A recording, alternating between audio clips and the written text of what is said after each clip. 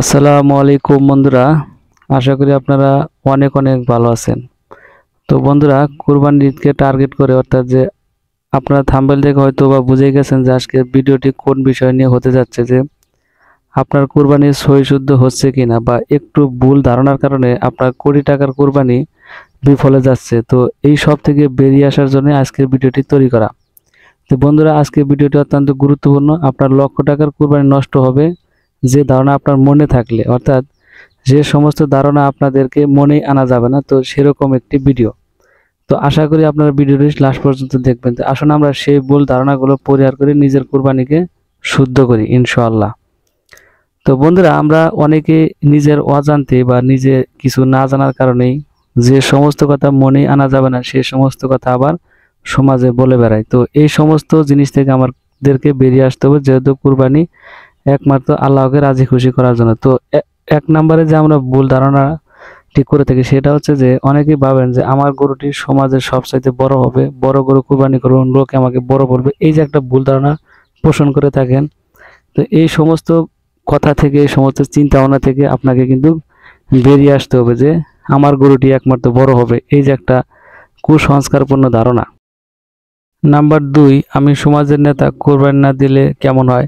তো এই যে আরেকটি ভুল ধারণা যে আপনি সমাজের নেতা হন আর সাধারণ মানুষ হন, এটা দিয়ে আপনার কোনো বিষয় না। আপনি কুরবানি করবেন আল্লাহর উদ্দেশ্যে, আল্লাহকে রাজি খুশি করার জন্য, এটা হচ্ছে আপনার মূল লক্ষ্য। তো আপনি যদি মনে করেন যে আমি নেতা, আমি কুরবানি না দিলে কিরকম হয়, তো এই সমস্ত ধারণা দিয়ে কিন্তু কুরবানি হবে না। 3 নাম্বার যে বিষয়টি আছে, বাড়িতে শহর থেকে অনেক আত্মীয় স্বজন এবং ছেলে মেয়ে তো আসবেই, তো গোস্ত কিনা তো লাগবেই, তো সেই উছিলা করে কুরবানি দিয়েই দিই। অনেকের ধারণা যে 10,000 বা 5,000, তো 5,000-এর গরুর গোস্ত নেওয়া লাগে, তো একটা কুরবানি দিয়ে দিলাম 10,000-এ। তো এই যে একটা ভুল ধারণা, সেই ভুল ধারণা যদি আপনার ভিতরে থাকে, তো অবশ্যই আপনি এই ধারণাকে বা এই বিশ্বাসকে আপনি পরিহার করে চলবেন। এটা আপনি মনের ভিতরে কখনো নিয়ে আসবেন না, নচেত আপনার কুরবানি হবে না। 4 নাম্বারে, নিজের গরুর অনেক বয়স হয়ে গেছে, মনে হয় মারা যাবে, এখন আল্লাহর নামে দিয়ে দিলাম। অনেকের পালে অনেক গরু থাকে, 10-15টা করে অনেকে গ্রামে পালেন। তো সেই গরুগুলা অনেক বয়স হয়ে যায়, তো মনে করেন কি যে এই গরুগুলো তো অনেক বয়স হয়ে গেছে, তো আমি এখন কুরবানি দিয়ে দিই। 4 নাম্বারে, সমাজে ভাগ না দিয়ে নিজের ইচ্ছা মতো বন্টন করা। তো অনেকেই এরকম লোক আছে যে সমাজে ঠিক মতে গোছ বন্টন না করে নিজের ইচ্ছা মতো বন্টন করে, বা সমাজ মানেন না, এরকম গাউজুরি দেখান, বা হাদিস মানেন না, বা এরকম যে গাউজুরি দেখান। তো গাউজুরি দেখানো যাবে না, কারণ কুরবানি একমাত্র আল্লাহকে রাজি খুশি করার জন্য, এটা সমাজ মেনে, হাদিস মেনেই আপনাকে কাজ করতে হবে। তো 6 নাম্বারে আছে, সুদ ঘুষের টাকায় বড় গরু কুরবানি করা। তো অনেকেই সমাজে এটা বিদ্যমান যে সুদের টাকা এবং ঘুষের টাকা দিয়ে অনেক বড় বড় গরু ক্রয় করেন এবং কুরবানি দেন যে আমি বিশাল বড় একটা গরু কিনেছি। কিন্তু আসলে আপনি যে সুদের টাকায় কিনেছেন এবং ঘুষের টাকায় কিনেছেন সেটা তার কেউ দেখে নাই। তো ঘুষের টাকায় কিনেছে সেটা কিন্তু হবে না। তো কোরবানি গরু নিয়ে হাসি তামাশা করা। তো অনেকেই আছে যে নিজের কোরবানি গরু বড়, ছোট যে কোরবানিগুলো দেয় মানুষ, ছাগল ভেড়া, সেগুলো নিয়ে অনেকে হাসি তামাশা করেন আমাদের সমাজে, আমি দেখছি স্বচক্ষে। তো এটা করা যাবে না।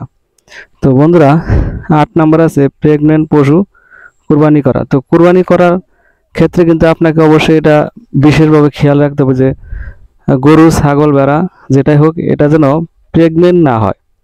তো প্রেগনেন্ট গরু দিয়ে আপনি কখনোই কুরবানি দিবেন না, এটা কুরবানি সহি শুদ্ধ হয় না। তো অবশ্যই আপনারা প্রেগনেন্ট পশু সম্পর্কে ধারণা পেয়েছেন। 9 নাম্বার আছে, অপরিপক্ক কুরবানি পশু দিয়ে কুরবানি করা। তো বন্ধুরা, অপরিপক্ক বলতে বয়স ঠিক মতো না হওয়া, অর্থাৎ পশুর যদি বয়স ঠিক মতো না হয়, আপনারা সবাই জানেন যে পশুর বয়স ঠিক মতো হতে হবে। গরুর ক্ষেত্রে 2 বছর, ছাগলের 1 বছর। 10 নাম্বার আছে, অন্যের কোরবানি দেখে আফসোস করা। তো অনেকে আছেন যে অন্যের কোরবানি দেখে আফসোস করেন, এই আফসোস করার ফলে দেখা যাচ্ছে যে আপনার নিজের কোরবানিটা সহি শুদ্ধ হবে না। তো বন্ধুরা, এই যে 10টি পয়েন্ট বললাম, অবশ্যই আপনারা বুঝতে পারছেন। তো নিজে কোরবানি করার আগে অবশ্যই এই পয়েন্টগুলো আপনারা ভালোভাবে মেনে চলবেন। তো বন্ধুরা, আজকে ভিডিওটি এই পর্যন্ত। ধন্যবাদ সবাইকে। আসসালামু আলাইকুম।